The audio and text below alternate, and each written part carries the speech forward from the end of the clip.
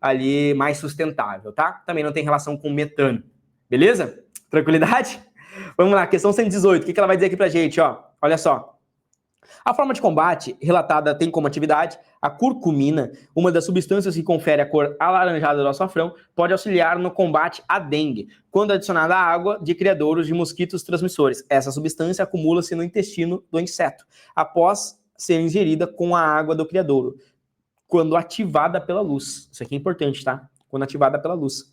Induz a produção de espécies reativas de oxigênio que danificam de forma fatal o tecido tubo digestório. Essa aqui, eu lembro que eu até errei uma vez essa aqui na mentoria, né, galera? Vocês lembram? Até errei essa aqui uma vez na mentoria, né?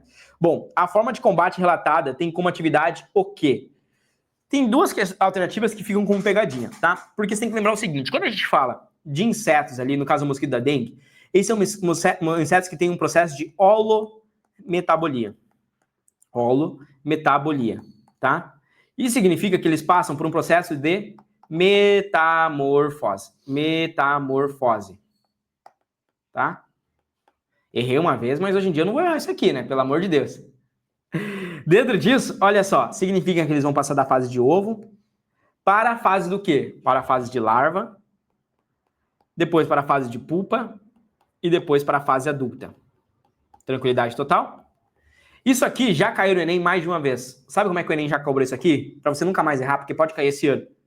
Ele relaciona a fase de larva com a fase adulta. E ele diz que uma grande característica que permite a conquista e expansão é porque a larva e o adulto possuem diferentes nichos ecológicos. Lembra que já caiu uma questão sobre isso? Lembra aí das provas que você vem fazendo? Isso diminui a competição, tá? Porque enquanto a larva ela está no criadouro, o adulto se alimenta principalmente de sangue. Então eles acabam tendo nichos diferentes, tá certo? Isso diminui ali a competição. Essa aqui é a primeira relação.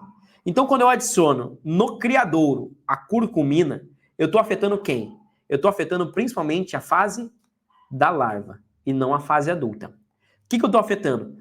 Eu reduzo a eclosão de ovos? Não, ele não afeta a eclosão de ovos, porque ele vai agir no tubo digestório.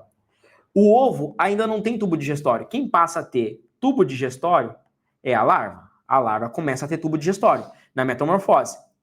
Comprometimento da metamorfose? Não é a metamorfose que é comprometida, tá? Mas sim o desenvolvimento larval. Repelência da forma transmissora da doença? Não, não é um repelente. Você poderia ficar com morte do indivíduo adulto e impedimento, mas tenham cuidado. Aonde está a curcumina? No criadouro. O indivíduo adulto, ele voa. E ele bebe principalmente o quê? Sangue. E sangue já tem água. Então, o mosquito, se ele precisar encher a barriga dele, você acha que ele prefere encher de água ou de sangue? É óbvio que de sangue, tá? Então, o nicho daquele o mosquito adulto já é principalmente o sangue. Agora tem uma outra visão que eu não passei na aula de mentoria para a galera, mas eu vou passar aqui para vocês. A questão, ela deixou muito clara a seguinte relação. Ativada pela luz. O mosquito, ele já tem um exoesqueleto ali, ele já está sendo formado, mas a larva, ela possui uma transparência na sua estrutura. Ou seja, quando você analisa a larva, ela é transparente. E é por isso que, para funcionar a curcumina, ela tem que ser ativada pela luz. E para ser ativada pela luz, eu preciso que ela seja transparente, para que a luz chegue até o tubo digestório, aonde está a curcumina, e seja ativada.